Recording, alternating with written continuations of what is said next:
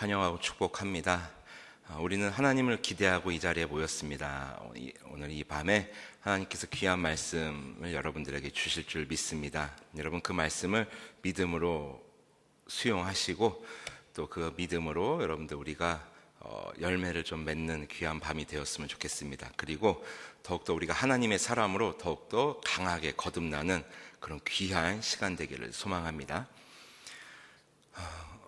우리는 참 이 비결을 굉장히 좋아합니다. 비결하면 어떠한 숨겨진 방법, 비법 이런 것을 의미할 텐데요. 예를 들어서 어떤 식당이 아주 대박이 났습니다. 초대박이 났습니다. 그러면 우리는 그 식당의 그 음식에 대한 그 비법, 메뉴에 대한 그 비법, 비결을 알고 싶어 합니다. 그리고 그 장사에 대한 비결을 우리는 알고 싶어 하죠. 그래서 생각보다 많은 사람들이 그 대박 식당을 많이 찾아갑니다. 그래서 그 사장님이나 주방장에게 가서 이제 떼를 쓰죠. 자기를 제자로 받아 달라, 나에게 이 비결을 좀 가르쳐 달라라고 이렇게 떼를 씁니다. 그러면 대부분은 이제 거절을 당합니다. 왜냐하면 자신의 밥그릇을 챙겨야 되기 때문입니다. 어디 식당에만 이 비결이 있겠습니까?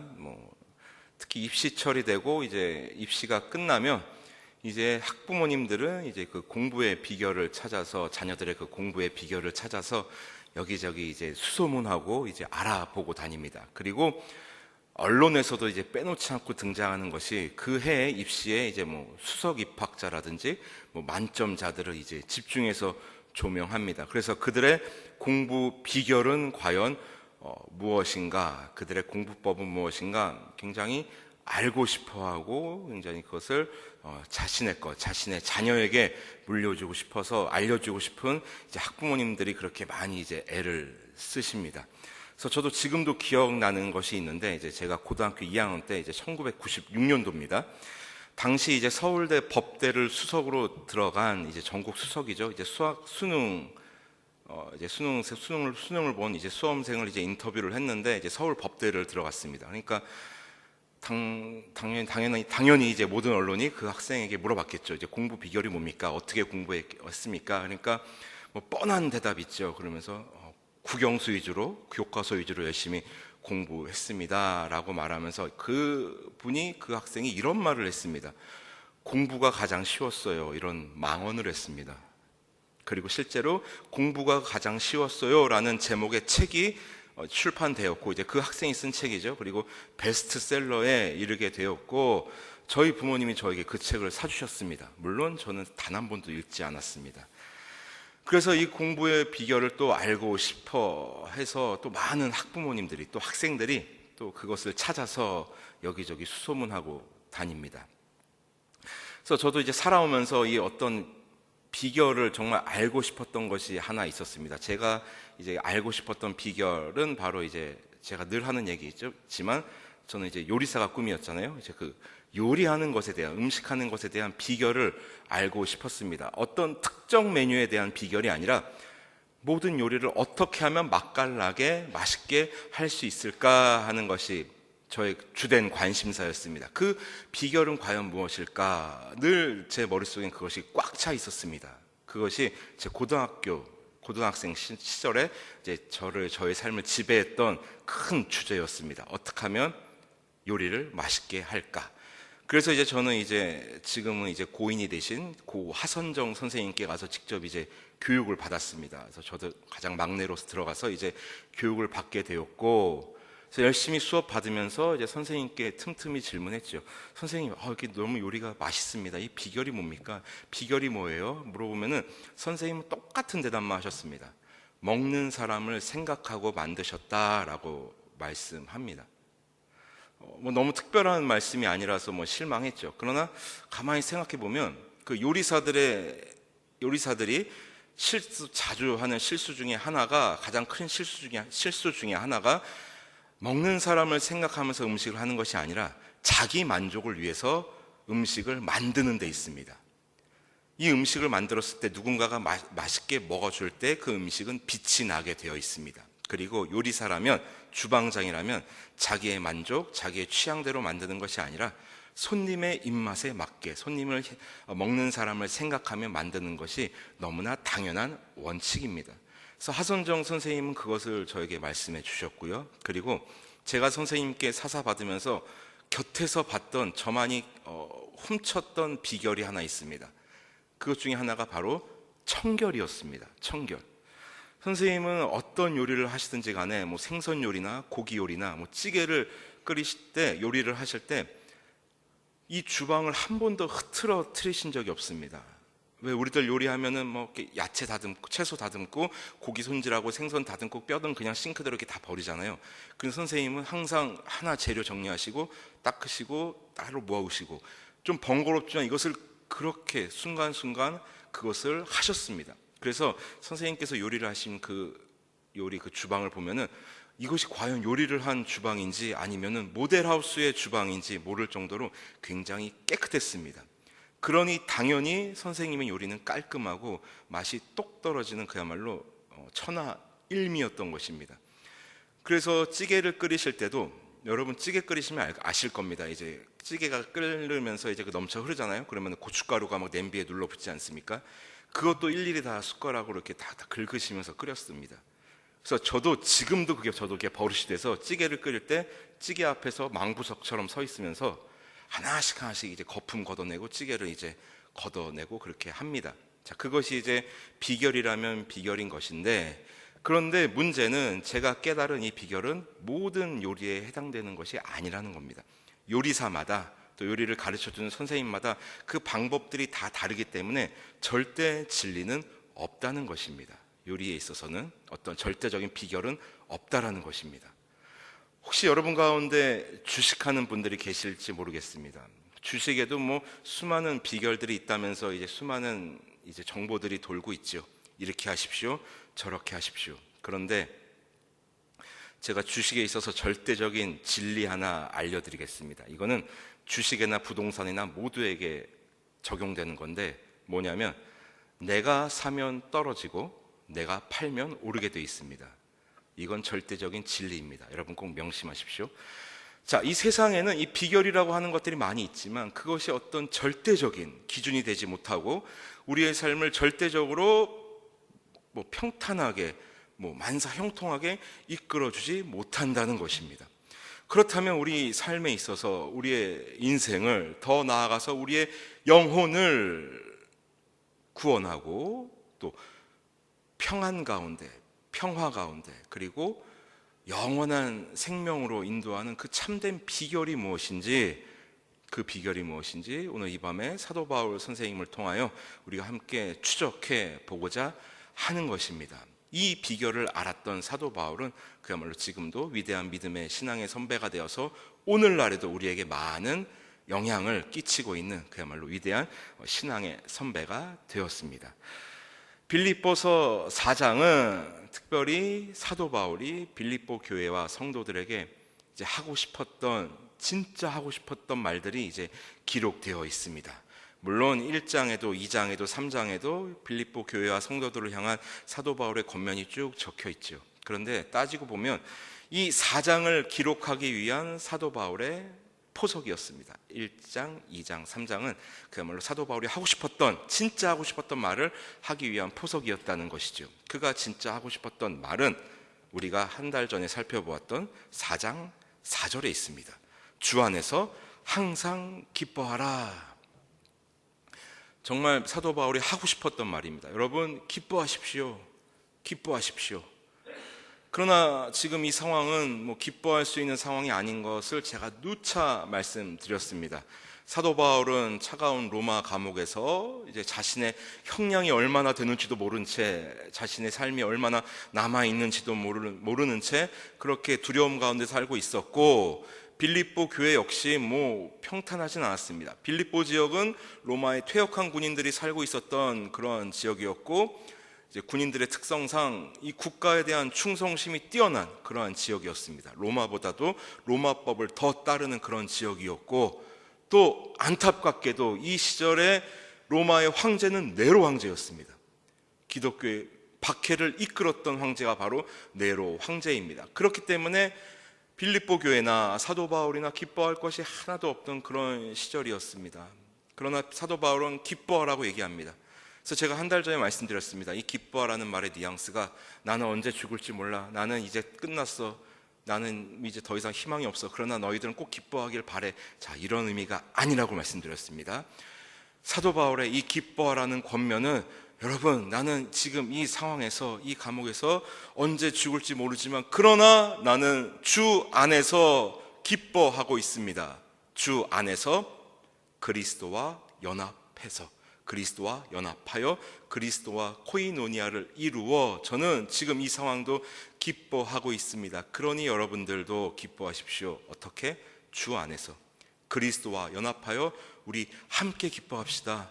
우리 함께 하나님을 찬양합시다. 우리 낙심하지 맙시다 하면서 함께 그들을 신앙으로 또 그 믿음의 기쁨으로 독려하고 있습니다.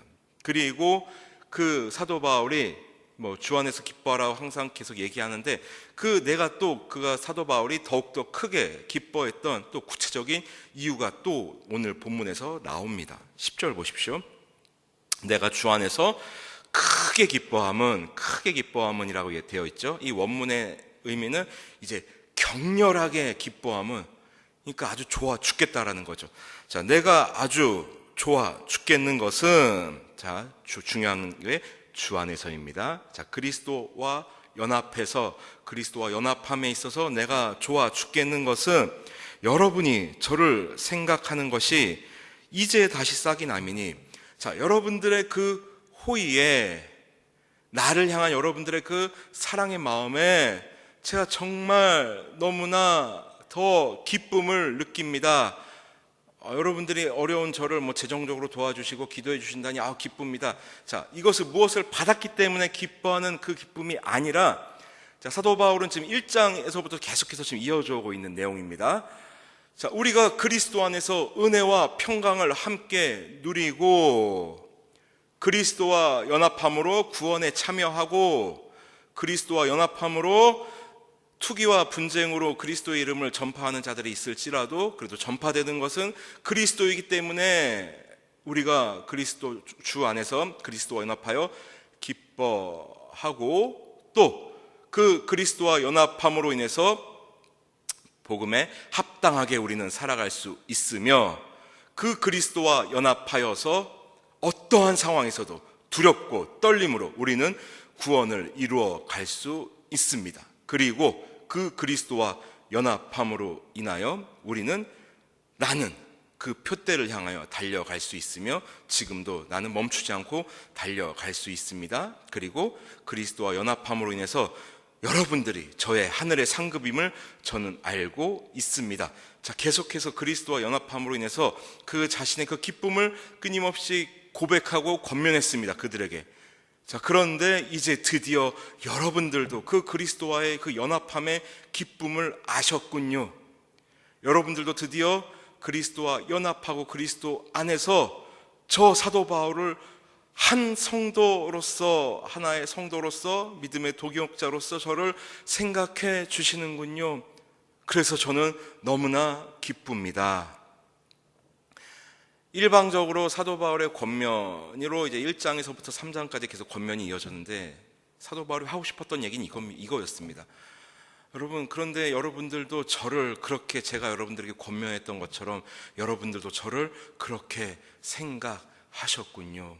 그래서 저를 잊지 않고 저에게 재정적인 후원과 또 기도로서 저를 도와주시니, 그러한 마음을 제가 알게 되니, 그 사실을 알게 되니 우리가 믿음 안에서 그리스도와 연합하여 한 공동체, 한 성도가 되니 저는 너무나 기뻐 죽겠습니다. 빌립보 교회는 오늘날로 말하면 이제 자립한 교회가 아니었습니다. 조직된 교회가 아니라 미자립 교회, 이제 미조직 교회에 가까운 그런 공동체였습니다. 그리 많은 성도가 있지도 않았습니다.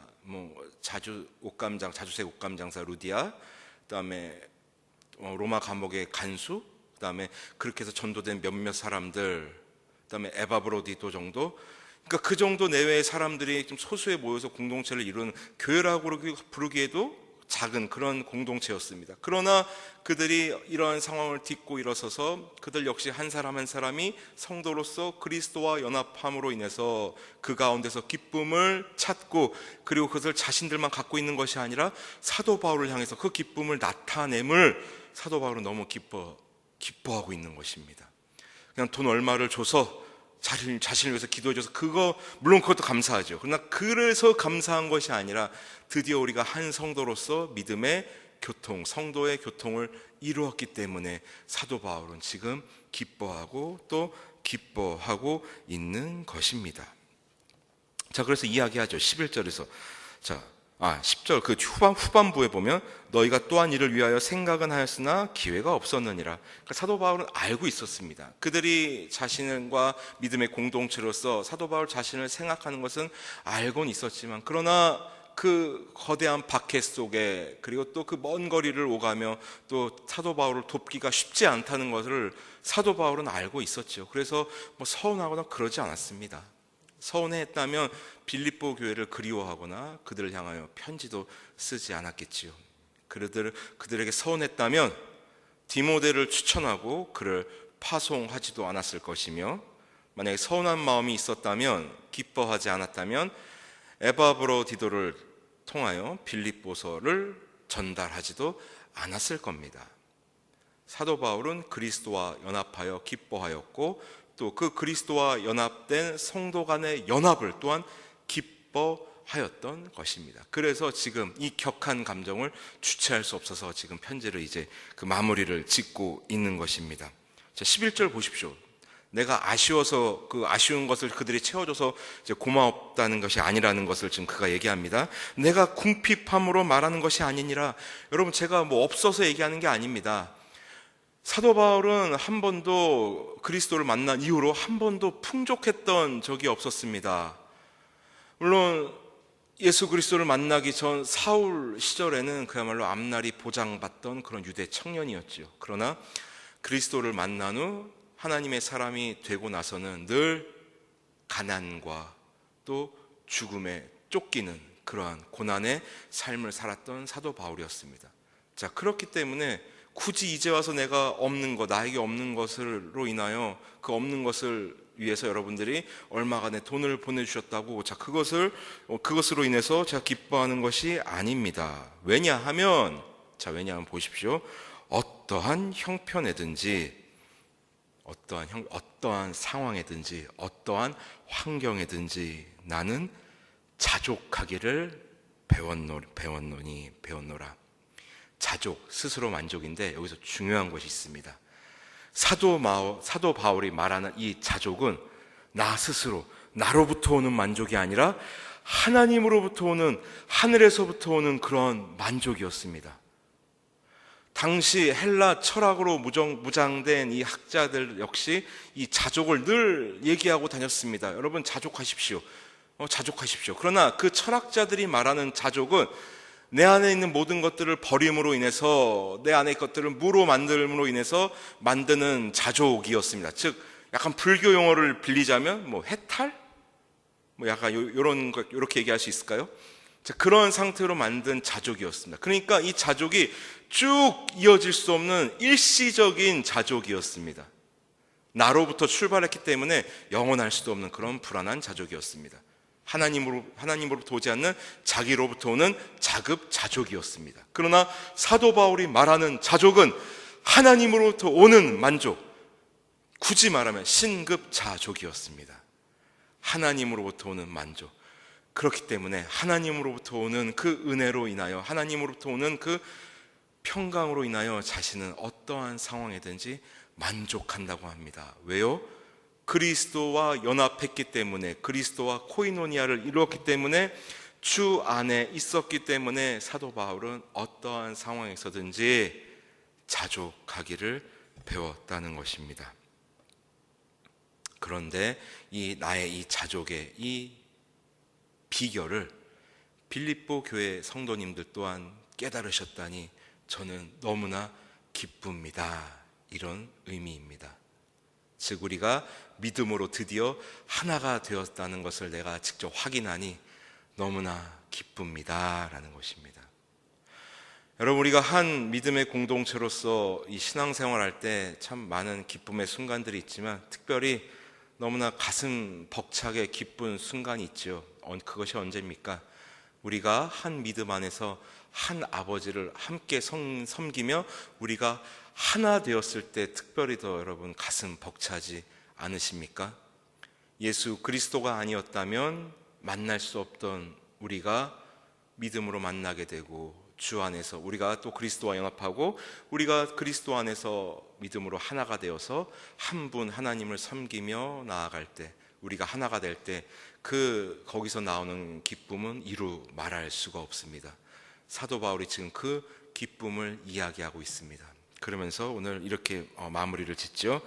여러분, 저는 하나님으로부터 오는 그 만족을 알았기 때문에 저는 비천에 처할 줄도 알고 풍부에 처할 줄도 알고. 바울 인생은 비천했었고 사울 인생은 세상으로 말하면 풍부했지요. 그리고 배부름과 배고픔과 풍부와 궁핍에도 처할 줄 아는. 사도 바울은 모든 것들을 모든 상황에 다 있어 봤던 사람입니다. 그래서 알고 있던 것입니다. 세상의 것이 결코 나를 만족시킬 수 없다는 것을 그는 알고 있었고, 세상의 것이 결코 나를 쓰러뜨리거나 좌절시킬 수 없다는 것을 그는 분명히 알고 있었습니다. 그래서 이 사도 바울의 이 삶을, 그런 살아오는 방법을 이렇게 얘기하죠. 궁핍에도 처할 줄 아는 일체의 비결을 배웠노라.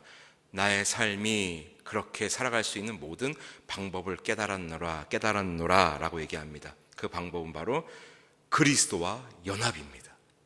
그리스도와의 연합.